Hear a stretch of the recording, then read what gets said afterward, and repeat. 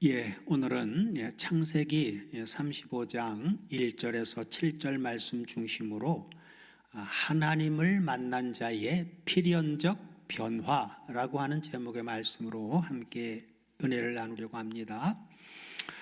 사랑하는 여러분, 우리가 신앙의 길을 걸어가다 보면 이런 질문을 던질 때가 있습니다. 주님과 정말 연합된 사람에게는 어떤 변화가 일어날까? 또 하나님을 만난 사람은 삶이 어떻게 달라질까? 오늘 본문은 바로 그 해답을 우리에게 보여줍니다. 야곱은 이미 하나님의 은혜의 언약을 입은 자였습니다. 창세기 28장에서 하나님은 베델에서 그에게 약속하셨고, 그 다음에 창세기 32장에서 하나님은 야곱에게 이스라엘이라고 하는 새로운 이름을 주셨습니다. 즉 야곱은 이미 하나님과 연합된 자의 위치에 있었습니다. 그러나 그의 삶 전체가 하나님을 향해서 단번에 정돈된 것은 아니었습니다.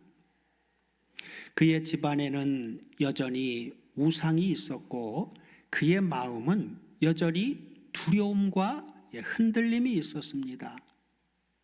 그 야곱을 향해 하나님이 오늘 말씀하십니다. 뭐라고요? 일어나 베델로 올라가라. 하나님을 만난 자는 머물러 있을 수 없습니다. 은혜는 언제나 쿰 알라, 일어나 올라가라 하고 부르십니다. 은혜는 결단코 정체되지 않습니다. 하나님과의 연합은 반드시 삶의 변화를 일으킵니다. 오늘 본문 말씀을 통해 주님과 이미 연합된 우리 안에 하나님이 어떻게 변화를 일으키시는가 하는 것을 함께 살펴보고자 합니다. 자, 오늘 본문 1절은 이렇게 시작합니다. 다 같이 한번 보시면,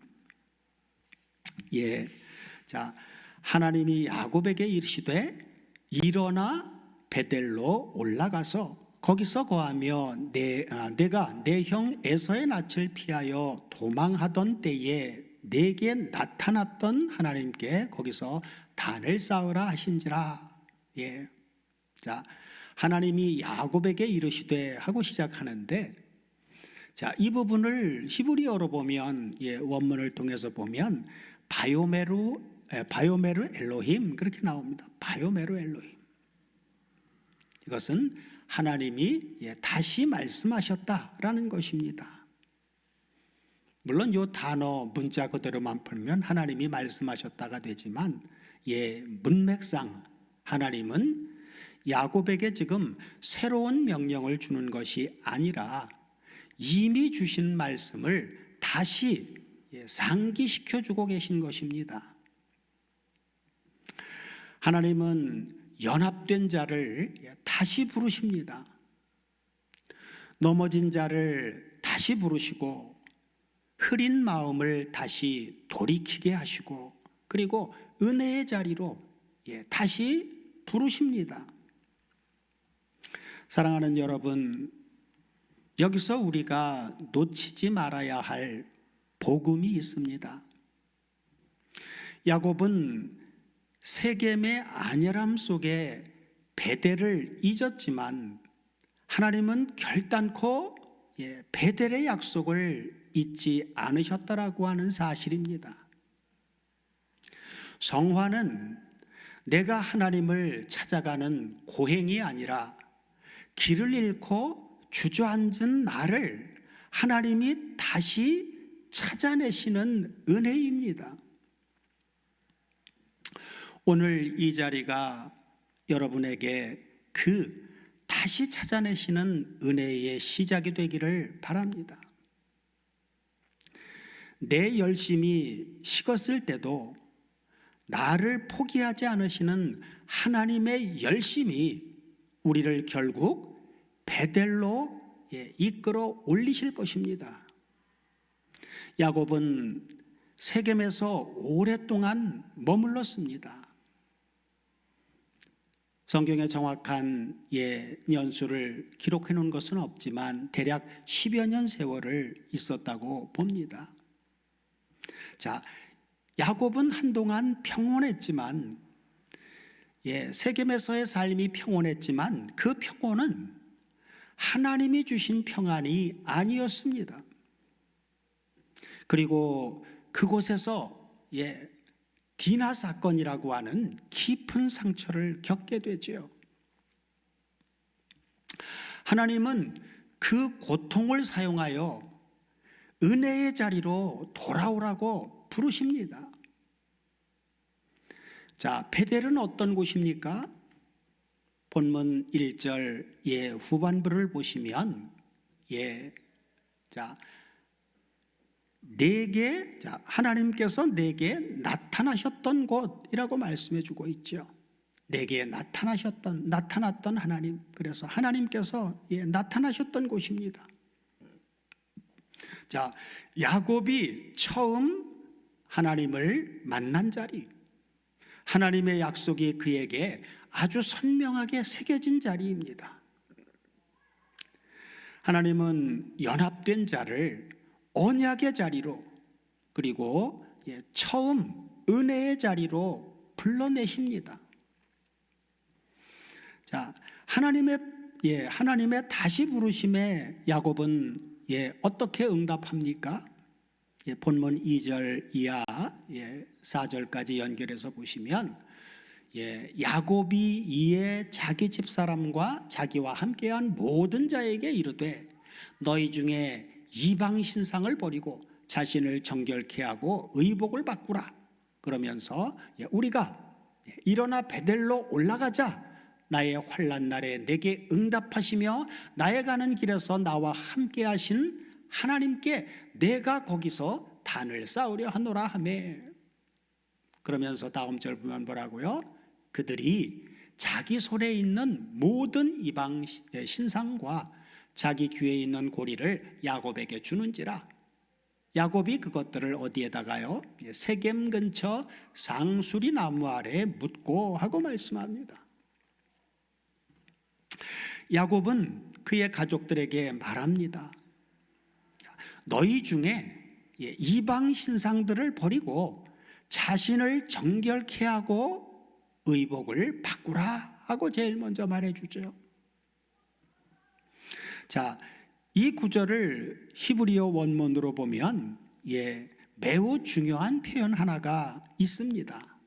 그것은 이방 신상을 버리고 해서 버리고로 번역된 부분인데 버리고라고 번역된 부분이 히브리어 하시루입니다. 뭐예요? 2절이에요?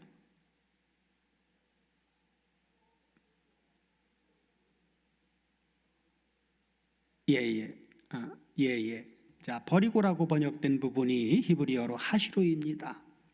자, 그 의미는 완전히 제거하다, 그리고 끊어내다 라고 하는 의미입니다. 이것은 단순히 숨기거나 치워두라고 하는 것이 아닙니다. 자, 뿌리째 뽑아버리라고 하는 행위를 뿌리째 아주 통째로 뽑아버리라고 하는 행위를 말씀해 주고 있습니다. 또한 자신을 정결케 하고 해서 정결케 하다라고 하는 부분도 원문을 보면 히브리어 타헤르입니다. 타헤르, 원형이 타헤르인데 이 단어는 제사장들이 성막에서 자신을 정결케 할 때 사용한 단어와 똑같은 단어입니다. 다시 말해 예배를 위한 준비를 의미합니다. 또한 야곱은 뭘 바꾸라고 했어요? 의복을 바꾸라 하고 명합니다. 이것은 단순히 더러운 옷을 갈아입는 위생의 문제가 아닙니다.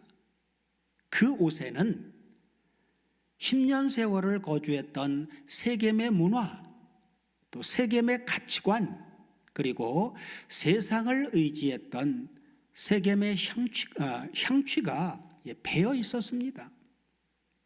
야곱은 이제 그 세상의 옷을 벗고 언약 백성의 예복을 입으라 하고 말하는 것입니다. 사랑하는 여러분, 오늘 우리도 영적인 옷을 갈아입어야 합니다. 에베소서 4장 22절에서 44절을 보면 사도 바울은 에베소 교회 성도들에게 이렇게 말씀합니다. 너희는 유혹의 욕심을 따라 썩어져가는 구습을 쫓는 옛사람을 벗어버리고, 그리고 오직 심령으로 새롭게 되어 하나님을 따라 의와 진리의 거룩함으로 지으심을 받은 새 사람을 입으라 하고 말씀합니다. 사도 바울이 이처럼 이렇게 권면했던 것처럼 정욕을 위하여 육신의 일을 도모하던 옛사람의 옷을 벗어 던지고 오직 새 사람, 곧 우리 주 예수 그리스도로 옷 입는 그러한 삶을 살아야 합니다. 우리가 그리스도의 의의 옷을 입을 때 비로소 거룩한 베델의 예배자로 설 수 있습니다. 그러므로 야곱의 변화는 감정적인 결단이 아니라 예배의 중심으로 돌아가는 변화였습니다. 자, 야곱이 버리라 한 그의 집안의 우상들은 무엇입니까?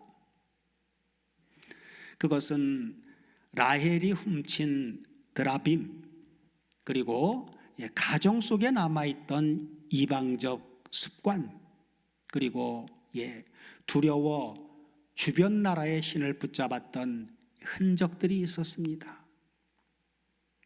그러므로 하나님을 만난 자는 반드시 개인적 그리고 가정적 정결의 변화를 경험합니다.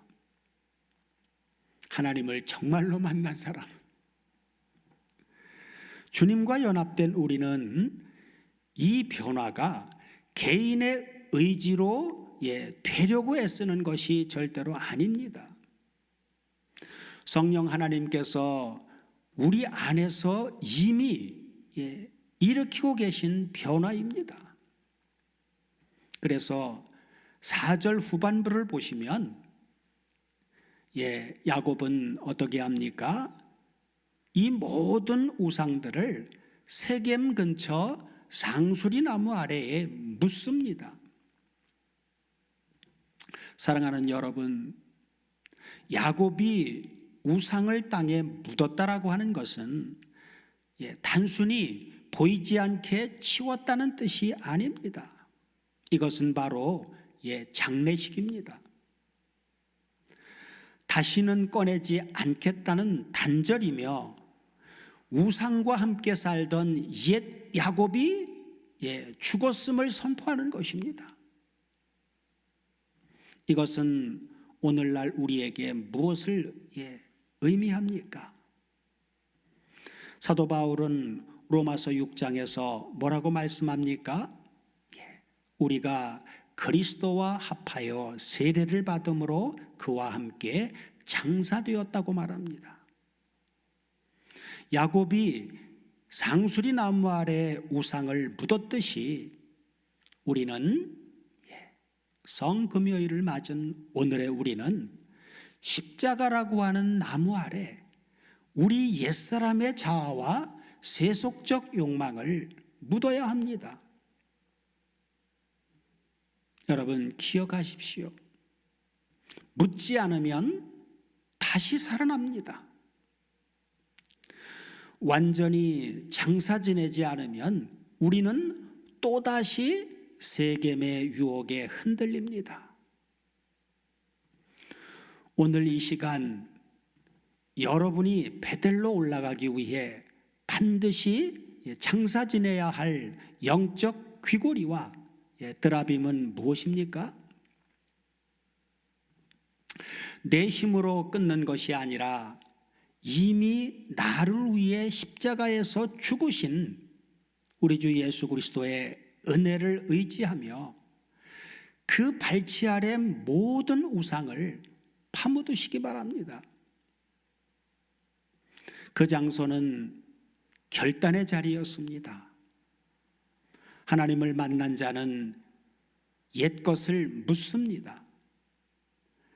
하나님과 연합된 자는 더 이상 옛삶을 들고 다니지 않습니다.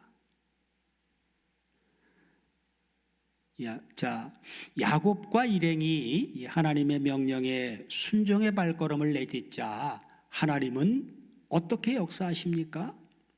오늘 본문 5절을 다 같이 보시면 이렇게 말씀해 주고 있습니다. 다 같이 한번 보시겠습니다. 그들이 발행하였으나 하나님이 그 사면 고울들로 크게 두려워하게 하신 고로 야곱의 아들들을 추격하는 자가 없었더라 하고 말씀해 주고 있습니다. 하나님은 연합한 자를 보호하시며 인도하십니다. 5절을 원문대로 직역하면 이런 말씀입니다. 그들이 길을 떠났다.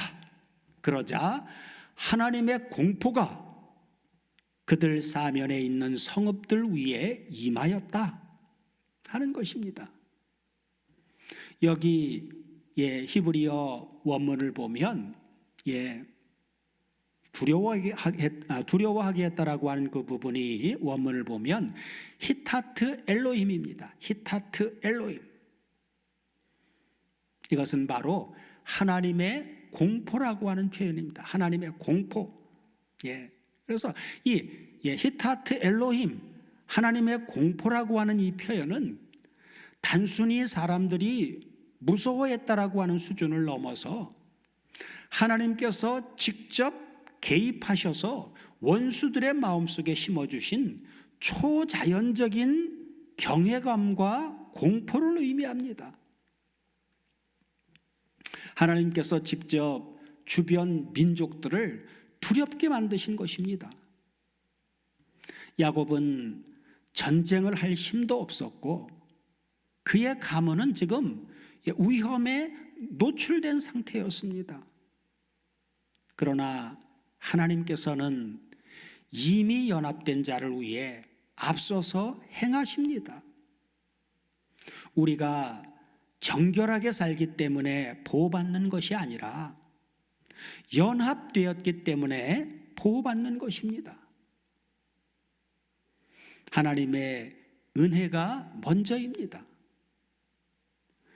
여기서 우리는 영적 승리의 비결을 발견합니다. 성도가 하나님 한 분만을 두려워하고 경외할 때 세상은 오히려 우리를 함부로 할 수 없는 거룩한 두려움 앞에 서게 됩니다. 지금 여러분을 두렵게 하는 문제는 무엇입니까? 질병입니까? 아니면 물질입니까? 아니면 미래에 대한 불확실성입니까? 우리가 베델로 올라가기로 결단하고 하나님 앞에 바로 설 때 우리를 가로막던 세상의 모든 위협은 하나님의 주권 아래 묶이게 될 것입니다. 내가 싸우는 것이 아니라 하나님이 내 앞서 가시며 대적들의 마음을 흩으시는 이 엘베델의 보호를 신뢰하시기 바랍니다. 끝으로 오늘 본문은 어떻게 마칩니까? 본문 6절 7절을 다 같이 보시면 야곱과 그와 함께한 모든 사람이 가나안 땅 루스 곧 베델에 이르고 그가 거기서 단을 쌓고 그곳을 엘베델이라 불렀으니 이는 그 형의 낯을 피할 때에 하나님이 그에게 거기서 나타나셨음이더라 하고 마칩니다. 야곱이 드디어 베델에 도착합니다. 그리고 7절은 이렇게 말씀합니다. 거기서 제단을 쌓고, 그렇죠? 거기서 제단을 쌓고. 여기 제단을 쌓고에서 쌓고라고 하는 이 부분을 원문을 살펴보면 히브리어 바이텐입니다. 히브리어 바이텐. 이 말의 의미는 다시 세웠다, 재건했다 라고 하는 뉘앙스를 갖습니다. 다시 말해 야곱의 신앙이 회복되었다는 뜻입니다. 그리고 야곱은 그곳 이름을 뭐라고 부릅니까? 엘베델, 엘베델이라고 부릅니다. 여기서 우리는 놀라운 신앙의 도약을 발견합니다. 30년 전 야곱에게 베델은 그저 내가 복을 받는 장소였습니다. 나를 지켜주시고 그리고 나를 먹이시고 나로 돌아오게 하실 하나님을 기대했던 바로 나 중심적인 베델이었습니다. 그러나 이제 야곱은 그곳을 엘베델이라 부릅니다. 베델의 하나님, 즉 장소가 아니라 그곳에 계신 하나님께만 집중하기 시작한 것입니다. 이것이 바로 구속사의 핵심입니다. 하나님은 우리를 베델, 곧 환경의 변화로 부르시지만 결국에는 엘베델, 곧 하나님 자신을 사랑하는 자로 우리를 빚어가십니다. 예수 그리스도는 이 땅에 오신 진정한 베델이십니다. 우리가 주님을 만날 때 우리는 더 이상 하나님 이 상황을 바꿔주세요 라고 하는 기도에 머물지 않습니다. 대신 하나님 이 상황이 어떠하든 주님 한 분만으로 충분합니다 라는 엘베델의 고백으로 나아가게 됩니다. 여러분의 신앙이 복받는 자리인 베델을 넘어서 하나님 자신을 기뻐하는 엘베델의 신앙으로 성숙해지기를 축원합니다. 엘베델의 의미는 하나님, 베델의 하나님입니다. 베델의 하나님. 야곱이 구하기도 전에 먼저 나타나셨던 하나님. 야곱은 장소 자체가 아니라 그곳에서 자신에게 나타나신 하나님을 다시 기억합니다.